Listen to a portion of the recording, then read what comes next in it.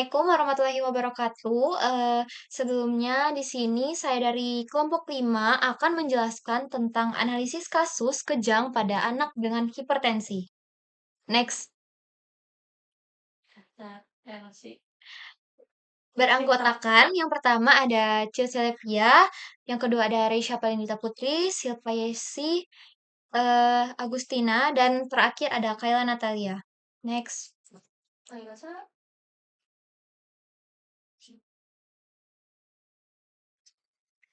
Baik, yang pertama ada Shh.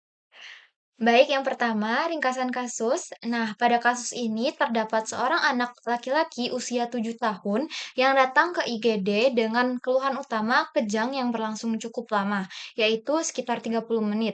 Kejang yang berlangsung lebih dari 5 menit sudah termasuk kondisi gawat darurat, sehingga ini perlu penanganan cepat. Selain kejang, anak juga mengalami muntah dan sebelumnya memiliki riwayat demam ringan, namun yang menarik di sini adalah ditemukan tekanan darah yang sangat tinggi tanpa adanya tanda infeksi yang jelas sebagai penyebab. Nah, dari ringkasan ini, kita bisa mulai mencurigai bahwa kejang yang terjadi tidak hanya karena demam biasa, tetapi kemungkinan berkaitan dengan kondisi lain. Salah satunya adalah hipertensi yang dapat memicu gangguan pada sistem saraf pusat. Next.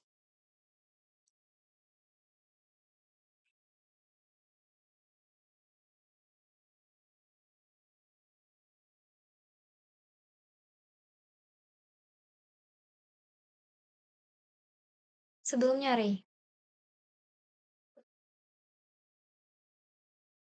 Nah, selanjutnya ada kronologi kasus. Jika kita lihat dari kronologi kejadian, awalnya anak itu mengalami demam ringan dan pilek selama kurang lebih 2 hari, yang mungkin terlihat seperti infeksi ringan biasa. Nah, kemudian anak ini mengalami kejang saat tidur. Ini menjadi tanda awal adanya gangguan yang lebih serius. Selanjutnya, saat dibawa ke IGD, kejang masih berlanjut. Artinya, kondisi ini sudah masuk arah kejang berkepanjangan atau bahkan status epileptikus. Nah, penanganan awal diberikan diazepam yang merupakan obat lini pertama untuk menghentikan kejang. Namun, pada kasus ini, kejang tidak berhenti. Selanjutnya, diberikan midazolam dan akhirnya kejang dapat dihentikan. Ini menunjukkan bahwa kejang cukup berat sehingga membutuhkan terapi lini berikutnya. Penekanan saat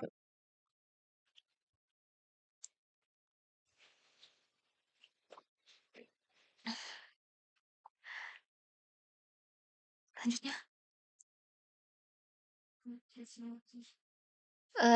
ya sih,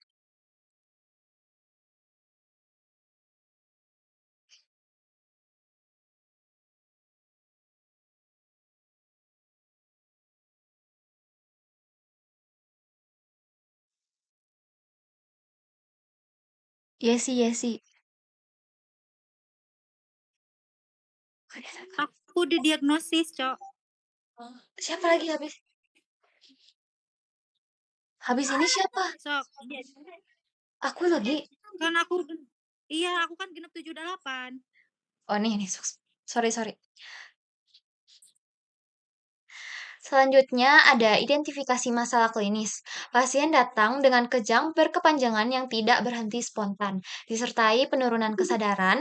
Selain itu juga ditemukan tekanan darah yang sangat tinggi jauh di atas normal anak seusianya. Kondisi ini menunjukkan adanya keterlibatan sistem saraf pusat akibat hipertensi sehingga dikategorikan sebagai kegawat daruratan medis yang memerlukan penanganan segera.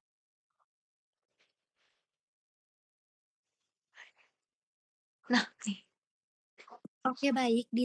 Pada kasus ini, diagnosa utama pasien adalah hipertensif ekshalopati, yaitu kondisi gangguan otak akibat tekanan darah yang sangat tinggi. Selain itu, ada beberapa diagnosis banding yang perlu dipertimbangkan seperti kejang demam, meningitis, hipoglikemia, dan gangguan elektrolit. Diagnosa banding ini penting untuk memastikan penyebab kejang atau penurunan kesadaran pada anak. Next. Nah, hasil pemeriksaan menunjukkan tekanan darah pasien sangat tinggi, yaitu antara Mmm. 168 atau 127 hingga 189 atau 131 mmHg. Hal ini sudah masuk kategori hipertensi berat dan termasuk kondisi darurat. Apalagi Ah, kondisi ini ini apa? sudah disertai gejala yang mempengaruhi organ penting seperti otak. Jika tidak segera ditangani, Coba dapat menyebabkan print. Wah, kerusakan nggak yang bisa cuy. serius. Next.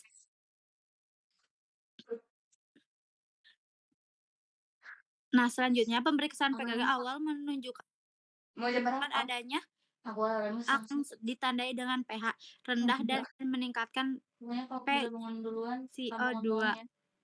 Hal Nggak ini boleh dikunci terjadi deh. akibat gangguan patilasasi selama kejang berlangsung. Setelah dilakukan terapi, hasil Hmm. PBG Yang menunjukkan ke-12. perbaikan yang menandakan kondisi pasien mulai stabil dan respon terhadap terapi sudah cukup Yang baik. selanjutnya ada drug relate problems.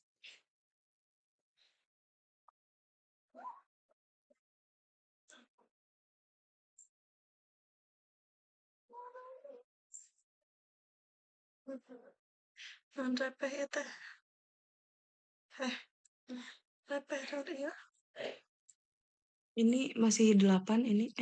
Ini 8 nggak sih? Apa aku ya?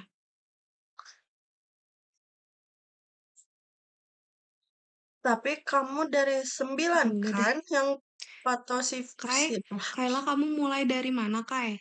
Aku yang dari 12 teh drug relate problems. Berarti si Kayla itu sih pernah salah.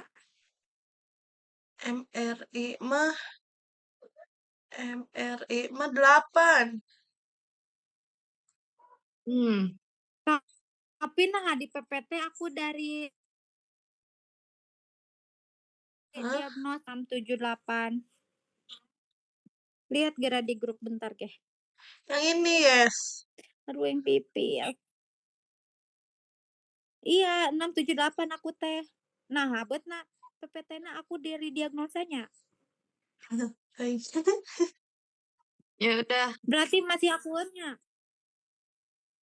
mau mau kamu Diagnosis aja Iya, atau aku?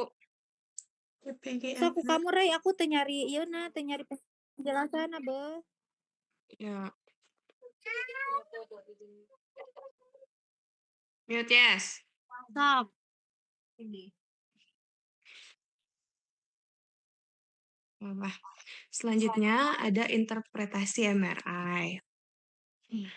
Hasil MRI menunjukkan adanya lesi pada area oksipital dan temporooksipital yang konsisten dengan kondisi posterior reversible encephalopathy syndrome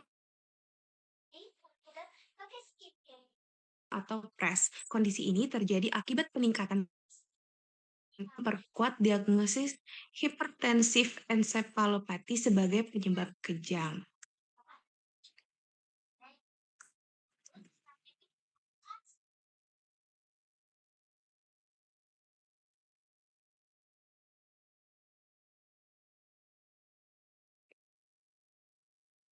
Selanjutnya, sekarang kita bahas patogen Kampu. tidak mampu lagi mengatur aliran darah dengan baik. Akibatnya terjadi edema cerebri atau pembengkakan otak. Pembengkakan ini kemudian memicu ensefalopati dan akhirnya kejang. Jadi intinya, tekanan darah yang terlalu tinggi menyebabkan pembuluh darah otak terganggu sehingga otak membengkak dan timbul kejang. Selanjutnya, terapi anti kejang. Tata laksana kejang pada pasien dimulai dengan pemberian diazepam sebagai terapi awal. Sayangnya, kejang belum berhenti, sehingga dilanjutkan dengan midazolam, dan kejang berhasil dihentikan. Setelah itu, diberikan Nah, sini levetiracetam dia tuh tadi sebagai deh. terapi lanjutan untuk mencegah kejang berulang. Penggunaan obat-obatan ini sesuai dengan penanganan status epileptikus pada pasien pediatrik. Selanjutnya, terapi antihipertensi. Untuk mengatasi hipertensi berat, diberikan hidralazin. Obat ini bekerja sebagai vasodilator, yaitu melebarkan pembuluh darah sehingga tekanan darah turun. Selain itu, eh, digunakan labelatol yang memiliki efek beta blocker. Yang perlu diingat, penurunan darah Siapa? dilakukan secara bertahap, Nomor tujuannya 5. agar tidak terjadi gangguan perfusi otak akibat tekanan darah Dia yang turun kecil. terlalu drastis. Kamu jangan terlalu banyak uang waktu. Dulu.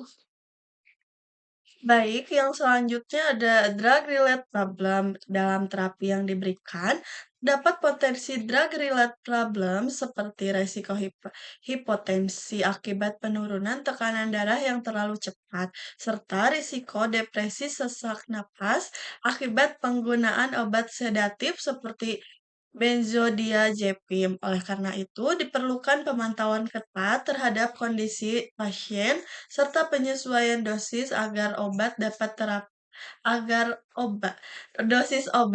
terapi tetap efektif dan aman.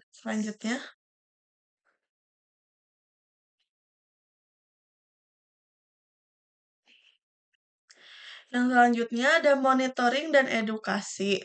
Monitoring yang perlu dilakukan meliputi pengukuran tekanan darah secara berkala, evaluasi tingkat kesadaran menggunakan GCS, serta pemantauan fungsi organ seperti jantung dan ginjal. Selain itu, keluarga pasien perlu diberikan edukasi mengenai tanda-tanda kejang berulang, pentingnya kepatuhan terhadap pengobatan, serta perlunya kontrol rutin untuk mencegah kekambuhan. Selanjutnya,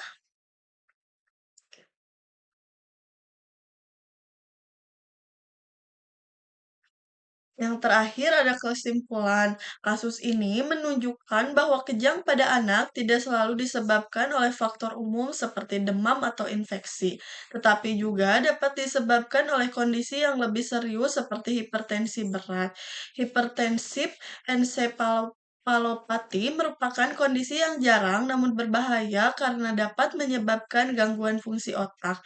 Oleh karena itu, diperlukan diagnosis yang tepat serta penanganan yang cepat dan komprehensif untuk mencegah komplikasi yang lebih lanjut. Sekian presentasi yang dapat kelompok 5 sampaikan. Wassalamualaikum warahmatullahi wabarakatuh.